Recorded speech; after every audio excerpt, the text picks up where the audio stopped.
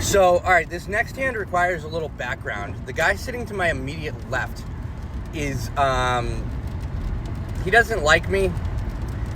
He feels as though I disrespected him when I first got to the table. I didn't really, I was just kind of card dead for like the first 10, 15 minutes of being seated. And I could tell he was going to limp in behind me at one point.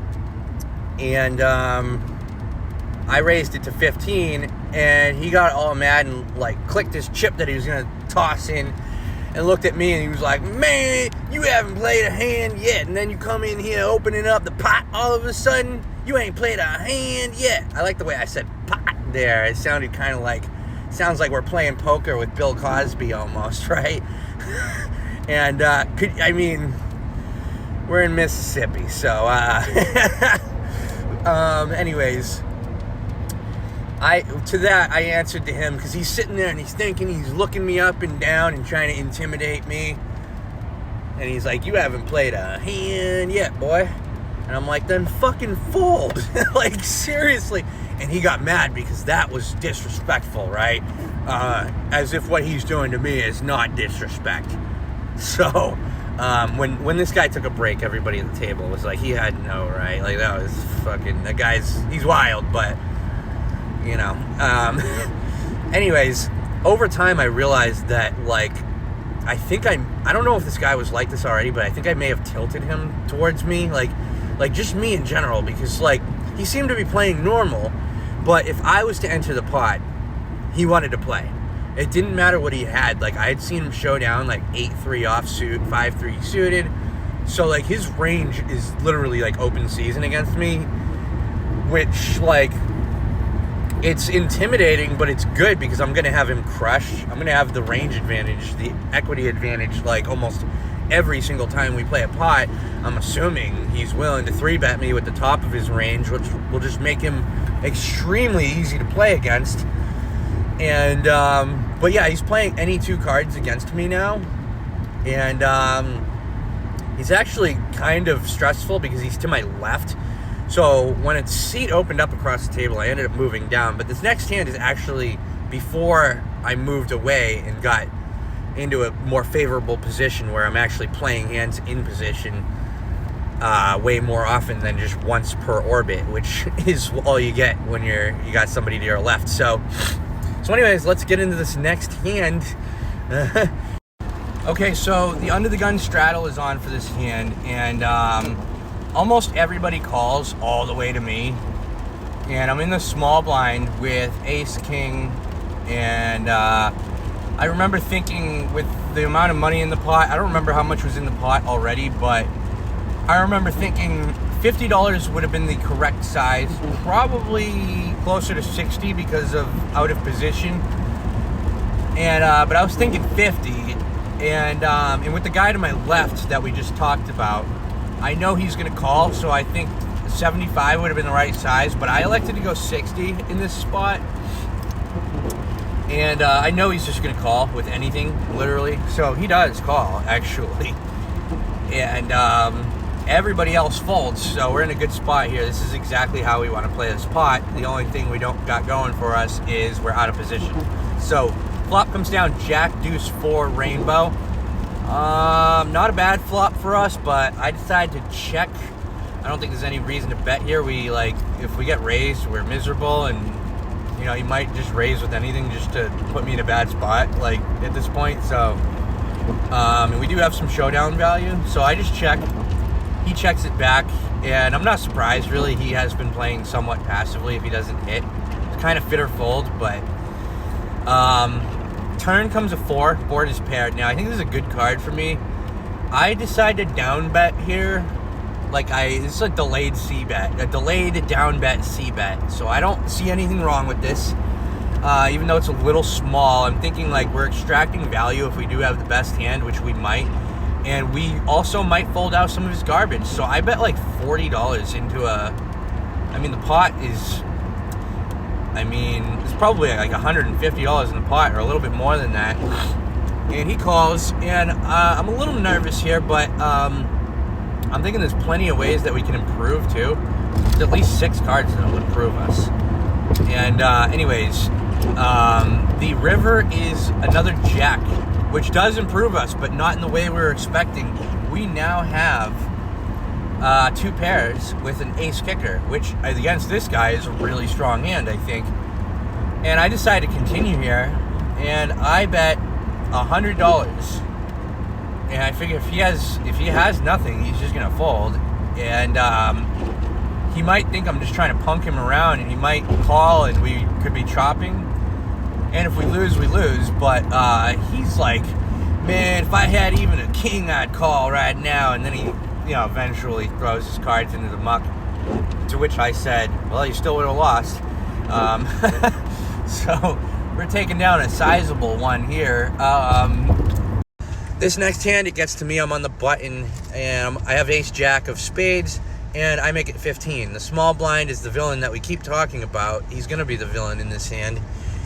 And he calls, of course, right? And if I recall correctly, I think this was like a 3-way pot. I think somebody else came along, but anyways, we get a dry flop, just like brick, and rainbow. So I'm not even going to try to recall that information, honestly.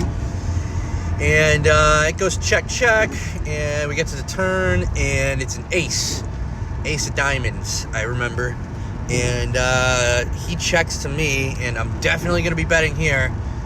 And I think with my image against this guy and just the way things have been going, I just don't think he's folding like to any reasonable bet, regardless of whether this card hit him or not. I think he knows that I'm capable of bluffing. So he calls. I bet like it was about a pot-sized bet too. So this is when he calls, I'm a little concerned, but I also think that he might be playing some Fifth Street chicken, as Bart would say. And so the river comes a jack. I'm no longer concerned. We have top 2 pair here. This is a great run out, really. And I decided to go 50% of the pot when he checks to me.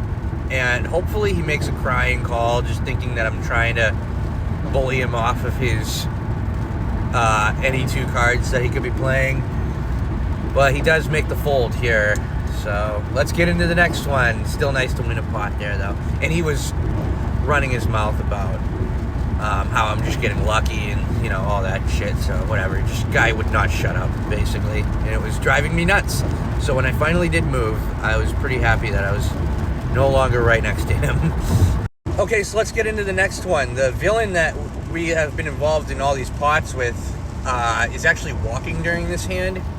So he's not involved. He's not at the table. And that does matter for this hand because the button straddle's on for $6. Under the gun, I'm sorry, small blind folds, big blind calls. I'm under the gun with 2 aces. And this is the worst spot to have pocket aces, in my opinion. Not that there's ever a bad spot, but under the gun, I think if anybody is aware of ranges, they're just going to fold like anything to an under the gun raise. But I can't limp here, I don't think. I was thinking about limp 3-betting, but that's like worst possible case scenario if you limp and then it limps all the way through. And I was thinking about that, but I was also thinking about how at this table, with that guy walking, it's gonna limp all the way through, right? So I make the standard $15 open, and everybody folds. So whatever, still up $13 for that hand. That's a win. There was no drop because we didn't see the flop. And so that, we'll take it, but I would have loved to have had one caller there. Okay, so for this next hand, actually for the aces hand too, it wasn't relevant because that guy wasn't in the hand, but I've moved since then. I'm across the table now and he's not bothering me anymore, so that did work. And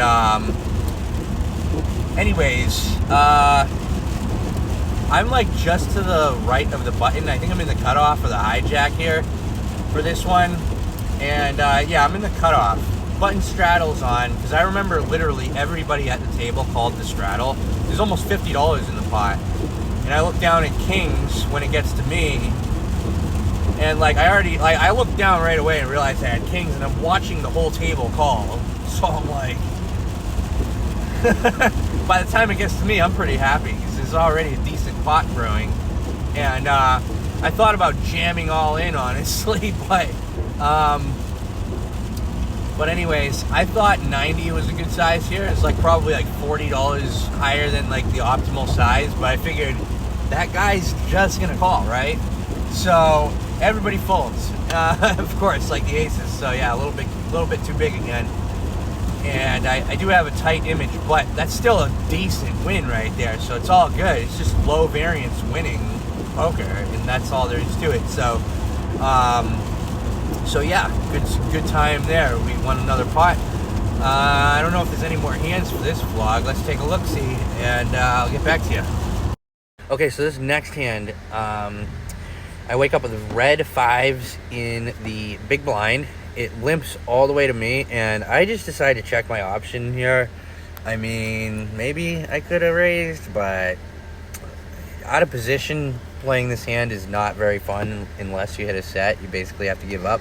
Planning to basically give up anyways, but there's already a decent amount in the pot because everybody just limps in. And so I checked my option. Flop comes down 6 of clubs, 7 of spades, 4 of diamonds, and it checks all the way through. The turn is a 5 of spades, and so now we have a set. But it's a pretty straightening board here on a limped pot. So, but I decided to bet because we do have plenty of value here. I make about a pot-sized bet, which is not a big bet, and it folds to the cutoff, who just rips it all in, and he's short stacked here, so I'm definitely calling. I think he had like $100 or something like that. It was really not much, and so I obviously call. And spoiler alert, we're drawing very thin.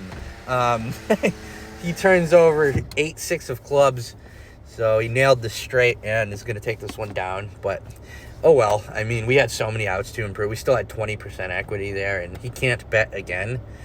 So, like, our implied odds are, they're limited, which is actually kind of a good thing because we can't get stacked here, and we have a ton of outs. So, him being short stacked was actually best case scenario for me in that spot.